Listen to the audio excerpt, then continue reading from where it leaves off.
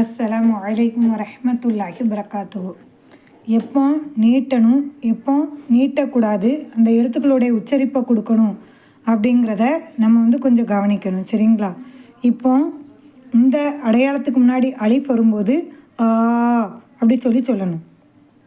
இப்போ இந்த ஏக்கு முன்னாடி இந்த அடையாளம் வரும்போது ஈ அப்படி சொல்லணும்.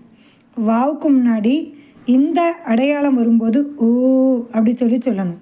இப்போ ஏக்கு முன்னாடி இந்த அடையாளம் வந்திருக்கா? வரல. இந்த அடையாளம் வந்திருக்கு. அதனால் இது என்ன சொல்லணும்? ஐ அப்படி சொல்லணும். இப்போ வாவுக்கு முன்னாடி இந்த அடையாளம் வரும்போது நீட்டணும். இப்போ இப்படி வரும்போது அவ் அப்படி சொல்லணும். புரியுதுங்களா? இப்போ பாருங்கள். ஐ, பை, தை, ஹை, ஜை, ஹை, ஹை, தை, ரை, ரை, ஜை, சை, ஷை, சொய், தொய், தொய், ரொய், ழை, ரை, five, lie, guy, lie, my, நை, வை, ஹை, ஐ, எய். இப்போ பாருங்கள்.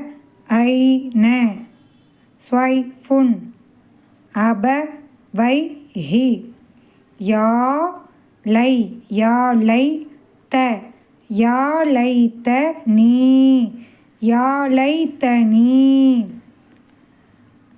ஔ, ஹை, ஔ, ஹை, த, ஔ, ஹை, த,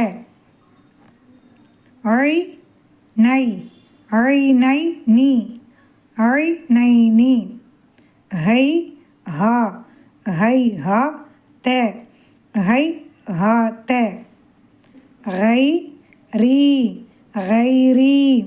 இங்கே வரும்போது ஏ ஈ சவுண்டு கொடுக்கணும். இங்கே வரும்போது முந்தைய எழுத்தை நெடிலாக உச்சரிக்கிறணும். புரியுதா? ரை, ரீ.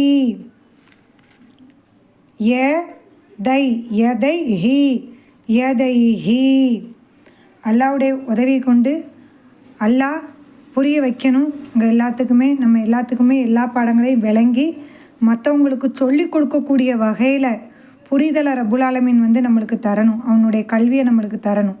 அஸ்ஸலாமு அலைக்கும் வரஹ்மத்துல்லாஹி வரகாத்துஹு.